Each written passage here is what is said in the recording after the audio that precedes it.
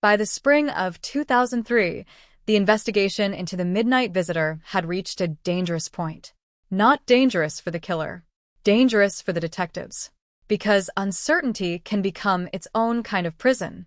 Detective Michael Harris had spent nearly 5 years chasing a man he had never seen. 5 years studying photographs. 5 years reading witness statements. 5 years walking through silent houses where families had gone to sleep expecting an ordinary tomorrow. The case followed him everywhere. He saw patterns where others saw coincidence. He noticed parked vehicles, faces in crowds, men standing alone at gas stations. Every stranger became a possibility. Every possibility became disappointment. Then came the call from Missouri. A homicide detective from Kansas City wanted to compare notes. Another family, another quiet neighborhood, another house with no signs of forced entry. The victims were Thomas and Linda Walker, both in their early 40s. Their 9-year-old son survived only because he had been spending the weekend with relatives. The similarities were impossible to ignore. Investigators discovered that the killer had entered through an unlocked rear door sometime after midnight. The attack had been swift, controlled, intentional, and once again, nothing had been stolen. Detective Harris drove 6 hours to examine the scene himself.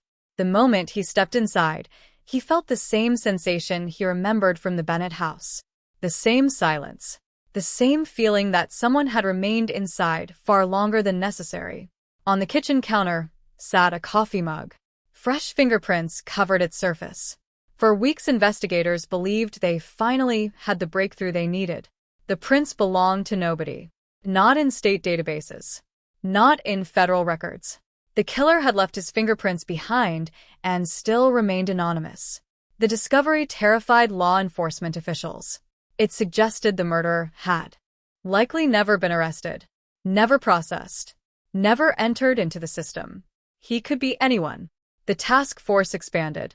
Behavioral analysts from the Federal Bureau of Investigation developed a profile.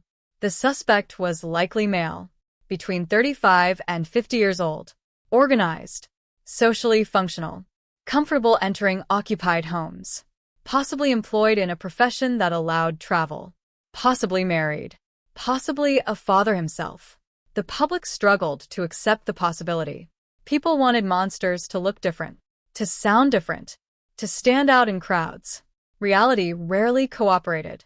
The investigation generated thousands of leads. One caller reported a suspicious salesman visiting neighborhoods before attacks occurred. Another described a maintenance worker who appeared unusually interested in family routines. Dozens of names emerged. Dozens disappeared. None matched the evidence. Meanwhile, newspapers transformed the Midnight Visitor into a national obsession. Television specials aired. Crime magazines printed timelines. Talk radio hosts debated theories late into the night. Some believed the killer targeted successful families out of jealousy. Others suspected religious motives. Some argued the murders represented random acts committed by a transient predator. Theories multiplied. Evidence did not. Then investigators discovered something hidden within travel records. Every attack occurred within 20 miles of a major interstate highway. The pattern changed everything. The killer was mobile. He could strike in one state and sleep in another before sunrise. Jurisdictions struggled to communicate effectively during the early years of the investigation. Records remained scattered across counties and states. Connections that seemed obvious years later had once existed in separate filing cabinets hundreds of miles apart. The Midnight Visitor had exploited the gaps. In 2005, another attack occurred. This time the victim survived. Barely. 56-year-old Patricia Collins awoke shortly after 2 in the morning after hearing footsteps downstairs. Assuming one of her sons had returned home unexpectedly, she walked toward the staircase. Instead, she saw a man standing near the front door. He wore dark clothing, gloves, a baseball cap pulled low over his face. For several seconds, neither moved. Neither spoke. Then the intruder ran. Patricia watched him disappear into the darkness. Her description offered little. Average height, average build, average voice. Even the witness account seemed determined to protect him. Yet one detail captured investigators' attention. The man moved calmly. Not like someone fleeing panic. Not like someone escaping capture. He moved like someone who had done this before. Someone confident. Someone experienced. The encounter haunted Patricia for years. She often wondered what would have happened had she remained asleep for another minute. Another 5 minutes. Another 10. Investigators wondered the same thing. By 2008, Detective Harris approached retirement. His office walls had become a timeline of frustration. Maps covered with pins. Photographs connected by strings. Victims smiling from school portraits and family vacations. The case had become personal long ago. He feared retirement for one reason. He feared someone else would stop caring. On his final day, Harris packed his belongings into cardboard boxes. The midnight visitor files occupied nearly half of them. His replacement was Detective Laura Martinez, 32 years old. Sharp, relentless, unwilling to accept that some mysteries were unsolvable. Harris handed her the files personally. "You'll start seeing him everywhere," he warned. Martinez laughed. 6 months later, she understood exactly what he meant. The first major breakthrough arrived through technology rather than testimony. Analysts re-examined cell tower records from areas surrounding several murders. Most data had long since disappeared. One number remained. A prepaid phone appeared near 2 crime scenes years apart. The discovery electrified investigators. The number was traced to convenience store purchases made using cash. No registration information existed. No subscriber records. No identity. Still, it represented movement. Evidence that the killer had existed in the modern world rather than simply inside old files and fading memories. For nearly a year, investigators tracked similar devices. Burner phones purchased with cash.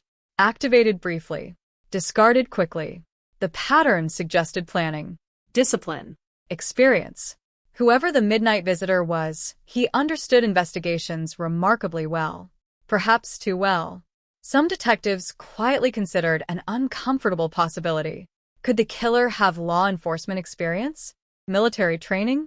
Security work? The theory gained traction after analysts examined entry methods. The intruder consistently selected vulnerable access points, avoided alarm systems, minimized evidence, controlled scenes. None of it proved expertise. All of it suggested preparation. Then came the letter. In November 2011, a local newspaper received an envelope without a return address. Inside was a single typed sentence. "You stopped looking in the right direction years ago." No signature. No fingerprints. No DNA. Investigators spent months analyzing the paper, ink, and wording. Nothing. Whether written by the killer or by someone seeking attention, the letter reopened old wounds. Detectives returned to abandoned theories. Former suspects were revisited. Interviews repeated. Records reviewed. The result remained the same. Silence. Years passed without another confirmed attack. Some investigators believed the killer had died. Others believed age had simply ended the murders. Serial offenders often stopped for reasons unrelated to conscience, illness, imprisonment for unrelated crimes, physical limitations, Death. Yet uncertainty remained, because there was no body. No confession. No arrest. No ending. In 2018, advanced DNA genealogy transformed criminal investigations across America. Cold cases began falling one after another. Murderers who had escaped justice for decades suddenly faced identification through distant relatives and family trees. Hope returned once again. Evidence from the midnight visitor cases underwent fresh examination. Months passed, then a year. The answer never came. The available samples were too damaged, too incomplete, too contaminated. Technology had caught many ghosts, not this one. Today the files remain open. Investigators continue receiving occasional tips. A retired truck driver remembers unusual conversations from decades earlier. A woman cleaning her late father's belongings discovers maps marked with circles. An old photograph raises new questions. Every lead receives attention. Most lead nowhere. Some mysteries refuse to surrender. The midnight visitor may still be alive. He may sit in front of a television watching documentaries about crimes he committed long ago. He may smile when investigators discuss theories that miss the truth entirely. Or he may rest beneath a gravestone somewhere, his secrets buried forever beneath the earth. That uncertainty is what makes uncaught killers different from every other criminal. There is no final chapter. No courtroom verdict. No handcuffs. Only questions.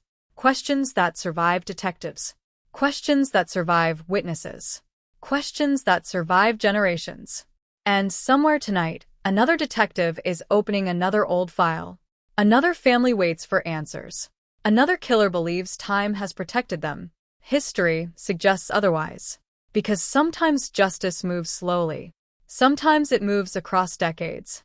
And sometimes the smallest forgotten detail becomes the thread that finally unravels everything.